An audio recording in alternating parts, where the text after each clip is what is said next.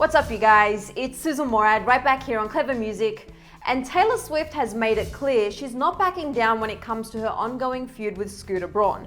So we're breaking down the timeline of the bad blood between these two and how Taylor Swift exposed him. In July 2019, news broke that Scooter Braun's Ithaca Holdings LLC acquired Scott Borchetta's Big Machine label group, which happens to be Taylor Swift's old record label. At the time, the terms of the agreement weren't made public, but a source told Billboard that the deal, which included Big Machine music, topped $300 million and included the rights to Taylor's old masters from her first 6 albums. Once Taylor Swift found out about the deal, she did not hesitate to speak her mind and expose the reality of the situation. Taylor kicked things off by posting a screenshot to her Instagram stories of an older photo Justin Bieber had posted, in which he was posing with Scooter Braun and Kanye West, writing, "Taylor Swift, what up?" She wrote on the photo saying, "This is Scooter Braun bullying me on social media when I was at my lowest point. He's about to own all the music I've ever made." And the swipe up link included an even longer Tumblr post where Taylor attempted to explain her side of what went down. She starts off by writing, "For years I asked, pleaded for a chance to own my work. Instead, I was given an opportunity to sign back up to Big Machine Records and earn one album back at a time, one for every new one I turned in. I walked away because I knew once I signed that contract, Scott Borchetta would sell the label, thereby selling me and my future. Music I wrote on my bedroom floor and videos I dreamed up and paid for from the money I earned playing in bars, then clubs, then arenas, then stadiums." Taylor went on to reveal that she had just learned about Scooter's purchase of her music, as it was just announced to the world, and proceeded to call him, quote, "a bully" for doing so.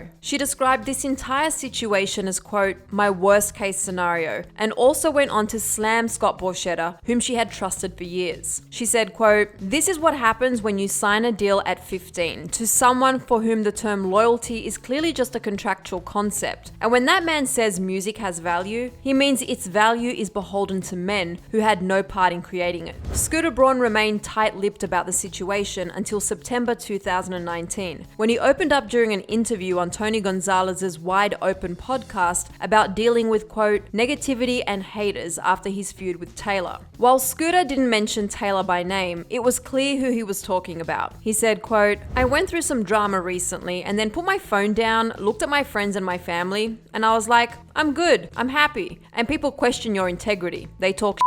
Scooter also talked about how he felt when he was attacked online by the media and Swifties, saying, quote, "It's hard when you get attacked and it's not based on any truth. But for that other person, it may be based on truth, but they don't have all the information." He continued on and added, quote, "That's why I am always open to communication and having a conversation with someone and saying, maybe this was a misunderstanding and I'm happy to have a conversation with you. But not everybody is willing to do that, and you can't go through life thinking you're going to be friends and everyone is going to like you." And Scooter also said that he doesn't do anything with malicious intent. He finished off by saying, quote, "I try to do things above board. I try to do the right thing. Not everyone's going to be happy with everything that you do. And I think in the long term, I've learned this over time. The truth always comes out, and I'm confident in that." But around the same time, Taylor talked to Rolling Stone about the feud, saying, quote, "Here's the thing. Everyone in my team knew if Scooter Braun brings us something, do not bring it to me. The fact that those two are in business together after the things he said about Scooter Braun, it's really hard to shock me. And this was utterly shocking." And fast forward to November of 2020, Taylor was once again blindsided by the sale of the rights to her masters. This time, Scooter reportedly sold the rights to her masters for over $300 million to an investment fund called Shamrock Holdings. Taylor took to Twitter to update Swifties, writing, "Been getting a lot of questions about the recent sale of my old masters. I hope this clears things up." She also shared 2 screenshots, one being a note that she wrote and the other being a letter she penned to Shamrock Holdings. Taylor started off the letter to her fans by writing, quote, "I wanted to check in and update you guys. As you know, for the past year, I've been actively trying to regain ownership of my master recordings. With that goal in mind, my team attempted to enter into negotiations with Scooter Braun." In the letter, Taylor continued to reveal that Scooter's team expected her to sign an NDA that would ultimately silence her and stop her from sharing her truth. But with the advice of her legal team, Taylor denied signing the NDA. She went on to say that after after refusing to sign the NDA, she received a letter from Shamrock Holdings. She continued saying, quote, "A few weeks ago, my team received a letter from a private equity company called Shamrock Holdings, letting us know that they had bought 100% of my music, videos, and the album art from Scooter Braun. At this point, Taylor's work has been sold twice without her knowledge." She continued saying, quote, "The letter told me that they wanted to reach out before the sale to let me know, but that Scooter Braun had required that they make no contact with me or my team, or the deal would be off." And although Shamrock Holdings wanted to work with Taylor,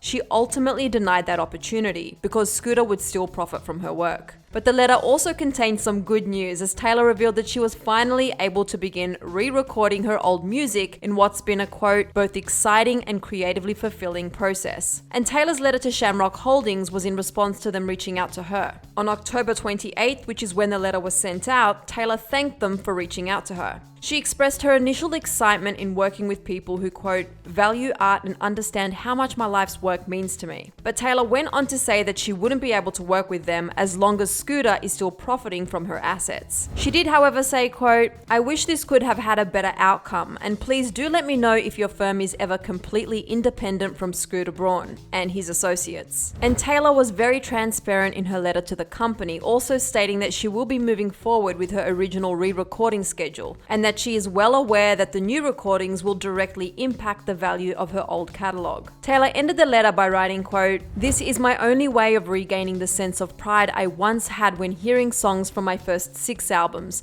and also allowing my fans to listen to those albums without feelings of guilt for benefiting Scooter." And we love her for it. But right now, you guys, I want to know what you think. Do you think this is the last time we'll hear of Scooter's moves when it comes to Taylor's music? Let me know everything in the comment section below. After that, click right over here for another Clevver music video. I'm your host, Sussan Mourad. You can find me on Instagram at Sussan_Mourad. I'll catch you later. Bye, guys.